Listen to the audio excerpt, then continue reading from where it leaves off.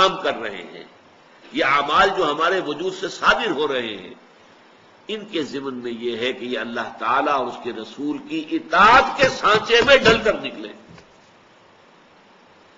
اپنی مرضی نہیں، اللہ اور اس کے رسول کی مرضی۔ اطاعت کے معنی کیا ہے؟ Submission, obedience. لیکن سبمیشن اوبیڈینس جو ہے ایک ہوتی ہے جبرن، زبردستی۔ کوئی حاکم ہے، وہ اپنے جبر کے ساتھ آپ سے اپنی اطاعت کروا رہا ہے، نہیں۔ یہ اطاعت کا لفظ بڑا تو سے، تو اور کرہ، توعن و کرہا، یہ قرآن مجید میں بار بار آتا ہے۔ ایک ہے کہ انسان کرے اپنی طبیعت کی آمادگی سے، تو اس کو کہتے ہیں۔ ایک یہ ہے کہ مجبوری سے کر رہا ہو، یہ کرہ ہے۔ لہذا اطاعت کے معنی ہے اللہ اور اس کے رسول کے احکام کی فرما برداری طبیعت کی آمادگی کے ساتھ، خوش دلی کے ساتھ۔ تمہارے ہاتھ سے کوئی ایسا فعل صادر نہ ہو جو اللہ اور اس کے رسول کے حکم کے خلاف ہو۔ تمہارے پاؤں تمہیں لے کر اس راستے پر نہ چلے کہ جن میں اللہ اور اس کے رسول کی ناراضگی ہے۔ تمہاری نگاہ اس جگہ نہ پڑے جہاں پر کہ اللہ اور اس کے رسول کو اس کا پڑھنا پسند نہیں ہے۔ تمہاری کان وہ چیز نہ سنے کہ جس کا سننا اللہ کو پسند نہیں ہے۔ تمہارے یہ سارے اعضاء و جوارے جو ہیں، ان سے صادر ہونے والے افعال و اعمال، وہ سب اللہ اور اس کے رسول کی اطاعت کے سانچے میں ڈھل کر صادر۔ اطیعوا اللہ و اطیعوا الرسول وان تولیتم، اور اگر تم نے پیٹھ موڑ لی، روگردانی کی، نہیں حکم مانا، اللہ کے احکام کو توڑا، اپنی آزاد مرضی چلائی، اپنی خواہشات کے مطابق چلے، تو جان لو کہ ہمارے رسول پر سوائے صاف صاف پہنچا دینے کی اور کوئی ذمہ داری نہیں ہے۔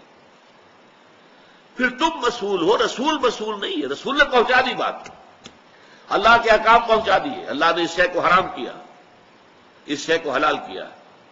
وَأَحَلَّ اللَّهُ الْبَيْعَ وَحَرَّمَ الرِّبَا، اللہ نے بیع کو حلال کیا ہے، سود کو حرام کیا ہے۔ رسول کا کام تھا پہنچا دے، اس نے پہنچا دیا۔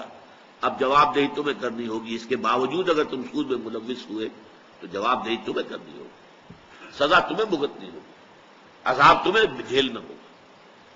تو فَإِن تَوَلَّيْتُمْ، اگر تم رخ موڑ لو گے تو ذَلِكَ فَإِنَّمَا عَلَىٰ رَسُولِنَا الْبَلَاغُ الْمُبِينُ، تو ہمارے رسول پر سوائے صاف صاف پہنچا دینے کی اور کوئی ذمہ داری نہیں۔ اب تیسری آیت، جو کچھ ہمارے وجود سے صادر ہوتا ہے۔ اب ظاہر بات ہے کہ جو بھی ہم کرتے ہیں، انسان حیوان عاقل ہے، کوئی نہ کوئی مقصد ہوتا ہے۔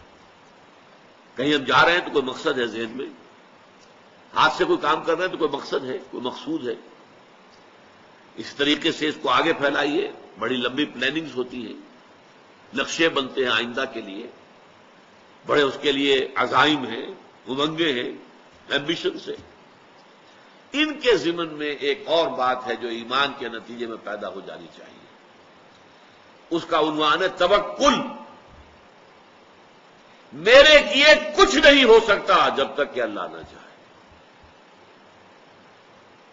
چاہے سارے اسباب مہیا ہوں، لیکن اسباب کے اوپر بھروسہ نہ ہو، بھروسہ ہو اللہ کی ذات۔ اپنی سی محنت کرو، کوشش کرو، بھاگ دوڑ کرو، اعدوا لهم ما استطعتم، امکانی حد تک سامان فراہم کرو، اسلحہ جمع کرو، تیاری کرو، لیکن ہرگز نہ سمجھنا کہ ان اسباب کی بنیاد پر تمہیں فتح مل جائے گی۔ فتح ملے گی اگر اللہ چاہے۔ یہ ہے توکل۔ اس توکل کے بھی بڑے الٹے الٹے معنی جو ہیں ہمارے ہاں، جو خاص طور پر متصوفین حضرات انہوں نے پیدا کر دیے ہیں۔ ہرگز عمل سے بیگانہ نہیں ہونا ہے کہ عمل سے فارغ ہوا مسلمان بنا کے تقدیر کا بہانہ نہیں۔ قرآن کہتا ہے اعدوا لهم ما استطعتم، امکانی حد تک سامان فراہم کرو، گھوڑے بنے رکھو تاکہ دشمن کے اوپر روب رہے، اپنا ایٹمی ہتھیار سنبھال کر رکھو تاکہ ڈیٹرنٹ رہے، دشمن 10 دفعہ سوچے حملہ کرنے سے پہلے۔ لیکن کبھی یہ نہ سمجھنا کہ فتح کا معاملہ ان اسباب پر، اس اسلحہ پر یا ہماری تعداد کے اوپر منحصر ہے۔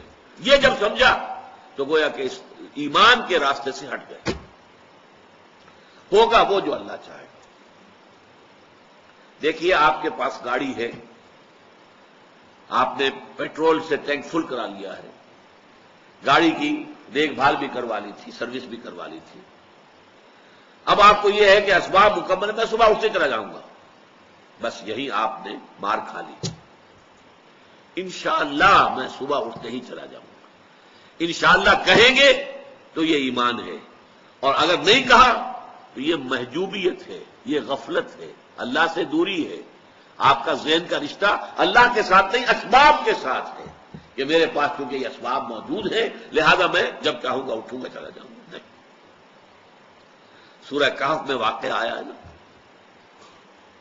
کہ یہود کے سکھانے پڑھانے پر کفار مکہ نے حضور سے 3 سوال کیے تھے، بتائیے یہ ذوالقرنین کون تھا، روح کی کیا حقیقت ہے، اصحاب کہف کون تھے؟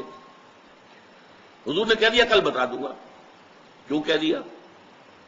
کہ روز حضرت جبرائیل آتے تھے، تشریف لاتے تھے، تو حضور نے گمان کیا آ جائیں گے، میں پوچھ لوں گا، پوچھیے بتا دوں گا کل۔ اللہ کو اچھی نہیں لگی بات، نہیں آئے حضرت جبرائیل۔ اب اگلے روز لوگوں نے آ کے بتایا، پوچھا، فرمائیے، کہنے لگے ابھی تو میرے پاس جواب نہیں ہے۔ آپ سوچئے تالیاں پٹ گئی ہوں گی، کفار نے مذاق اڑایا ہوگا، استہزاء ہوا ہوگا، کئی دن گزر گئے،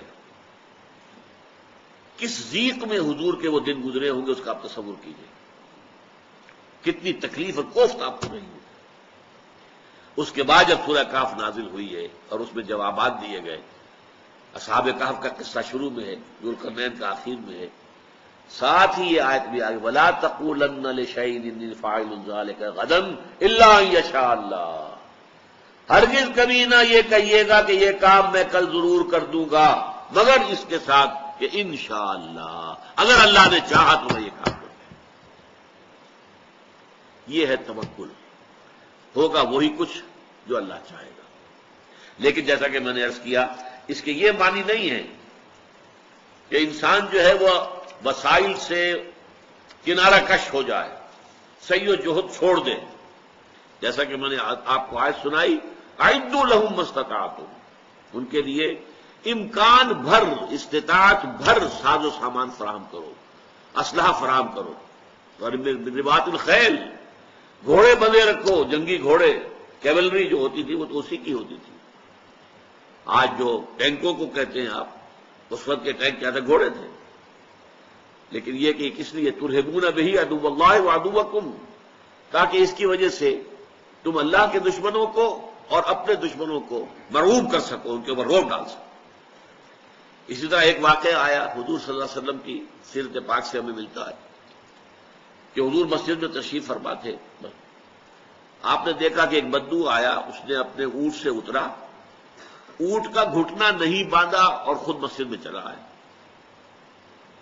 یہ اونٹ کا گھٹنا باندھنا جو ہے سمجھ لیجئے، اگر جن لوگوں کو معلوم نہیں کہ در حقیقت یہ اونٹ کے جو 4 ٹانگیں ہیں ان میں سے ایک ٹانگ کا گھٹنا موڑ کر اس کے اوپر رسی باندھ دیتے تھے، اب وہ 3 ٹانگوں پر کھڑا رہ گیا، تو 3 ٹانگوں پر کھڑے ہونے کی وجہ سے دوڑ نہیں سکتا، بھاگ کے نہیں جا سکتا، ذرا یوں اچک اچک کر جا سکتا ہے ادھر ادھر کہ کوئی درخت ہے، کوئی کیکر کا درخت ہے تو اس میں سے کچھ کھا لے، لیکن دوڑ نہیں سکتا۔ یہ حفاظت کا ذریعہ ہوتا تھا، اور اس کو کہتے تھے اعقال، باندھ دینا اونٹ کے گھٹنے کو، اور اس رسی کو کہتے تھے اعقال۔ اعقال اور اعقال فرق ذہن میں رکھیے، اعقال رسی باندھ دینا اور رسی اعقال، وہی اعقال ہے کہ جو عرب جو ہے پھر اپنے سر کے اوپر باندھ لیتے اس رسی کو، جب چلنا ہے سفر پر وہ گھٹنا کھولا، وہ رسی کہاں رکھے، وہ رسی جو ہے اس نے اپنے سر کے اوپر لگا لی، وہی وہ ان کا لباس کا جو حصہ بنا ہوا بڑا عمدہ، وہ سنہری اور یہ اور وہ بنے ہوتے، وہ اعقال اصل میں یہ ہے۔ تو حضور نے دیکھا کہ اس شخص نے، اس بدو نے اپنے اونٹ کا گھٹنا باندھا نہیں۔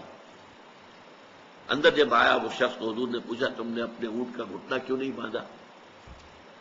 اس نے کہا میں نے اللہ پر توکل کیا۔ حضور نے فرمایا غلط، عاقلھا، جاؤ اس کا گھٹنا باندھو، ثم توکل، پھر اللہ پر توکل کرو۔